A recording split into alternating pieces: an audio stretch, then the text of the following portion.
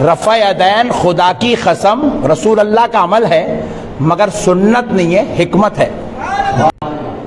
مسئلے کو سمجھیے گا، رسول اللہ صلی اللہ علیہ وسلم کے زمانے میں جب ابتدائی دور تھا نماز کا، بالکل نماز فرض ہوئی، صحابہ اکرام نئے نئے لوگ مسجدوں کو آ رہے ہیں، خالی مسلمان نماز کو نہیں آ رہا تھا، مسلمانوں کے بیچ میں کچھ منافقین تھے کافر، نفاق کے ساتھ ہم بھی مسلمان ہیں، ہم بھی مومن ہیں، ہم بھی مسلمان ہیں بولتے تھے۔ ارے کہنا کیا چاہتے ہو؟ تو ان لوگ کیا کر رہے تھے، نماز کو آتے آتے چھوٹے چھوٹے بتاں بغل میں رکھ کے لا رہے تھے، اے دیکھ لو کچھ بھی، جیسے ہی سجدے میں جا رہے بت نکال رہا، سامنے رکھ رہا، سجدہ بت کو مار رہا، بہت جڑ اشار تھا، بت کو سجدہ مار رہا، مسلمان خدا کو سجدہ کر رہے، یہ بدبخت منافق بت کو سجدہ کر رہا، یہ بدبخت منافق بت کو سجدہ کر رہا۔ حضور کو بولے یا رسول اللہ ان لوگ عجیب و غریب حرکتیں کر رہے ہیں، نماز میں بتاں لے کے آ رہے ہیں، لے کے آ کے سجدہ کرتے ہوگا تو صاحب میں رکھ کے اس کے اوپر سجدہ کر رہے ہیں۔ نبی پاک فرمائے کہاں رکھ رہے ہیں بت؟ بغل میں رکھ رہے ہیں یا رسول اللہ، ایسا نکال دی کیا اپن؟ کہ بعض لوگوں کا یہ دعویٰ ہے کہ رکوع میں جاتے وقت اور رکوع سے اٹھتے وقت رفع الیدین منسوخ ہو گیا تھا۔ وہ مانتے ہیں جی ہم سینکڑوں حدیث ہیں، لیکن وہ پہلے کرتے سن بعد ہی ختم ہو گیا سی، پہلے کرتے تھے بعد میں نبی صلی اللہ علیہ وسلم نے چھوڑ دیا۔ اس میں 3 دلائل یہ پیش کرتے ہیں، اور وہ دلائل جو ہے مکڑی کے جالی کی طرح ہے، وہ آپ کو اندازہ ہو جائے گا۔ پہلی یہ دلیل پیش کرتے ہیں کہ جی وہ ایک حدیث ہے کہ صحابہ کرام علیہم رضوان، ایک حدیث ہے سن سنا کے سننی، ہم پڑھ پڑھا کے سننی، یہ سن سنا کے سننی۔ ایک حدیث ہے کہ وہ بعض منافقین جو ہیں وہ اپنی بغلوں میں بت رکھ کر تو نبی صلی اللہ علیہ وسلم کے پیچھے آ کے نماز نیت کر لیتے تھے، تو آپ صلی اللہ علیہ وسلم رفع الیدین کرتے تھے تاکہ وہ بت گر جائے۔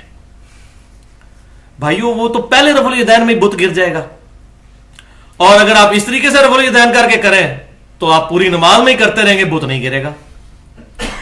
یہ حدیث دنیا کی کسی کتاب میں، حدیث کی کتاب میں بغیر سند کے بھی موجود ہو، ضعیف کی تو بات ہی نہیں میں کر رہا، بغیر سند کے حدیث کی کتاب میں، ہم سارے کے سارے معاملات جو ہیں وہ چھوڑنے کے لیے تیار ہیں۔ اتنا بڑا چیلنج ہے، ورنہ پھر توبہ کریں، اللہ سے ڈر جائیں۔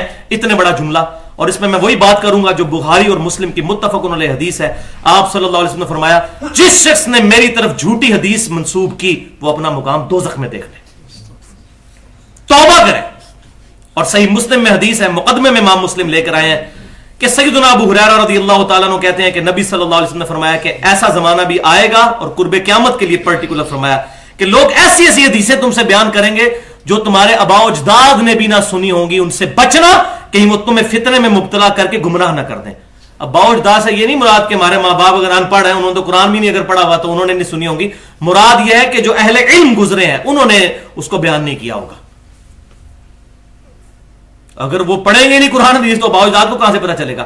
مراد یہ ایسی حدیثیں ہوں گی جو کہیں موجود ہی نہیں ہوں گی، اور انہی میں سے یہ ہے۔ اور الحمدللہ میرے نبی صلی اللہ علیہ وسلم کی خوشخبری جو تھی، قیامت کی نشانیوں میں سے ایک جو نشانی تھی وہ ہمیں اس حدیث کی شکل میں نظر آ رہی ہے جو بالکل منسوب کی جھوٹی، کہ مکے میں رفع الیدین ہوتا تھا، مدینے میں نہیں ہوتا تھا، وہاں بت رکھ کے آتے تھے۔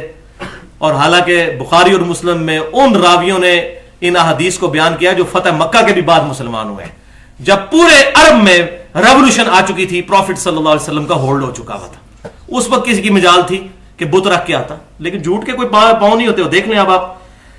یار چھڑ دے کہانی لگ رہا، پورے سب کانٹیننٹ میں کہانی کرا دی ہے۔ وہ جی منافق بت رکھ کے آتے تھے اس لیے رفع الیدین ہوتا تھا۔ منافق تو بت پرست ہی نہیں تھے، بت پرست تو تھے مکے میں۔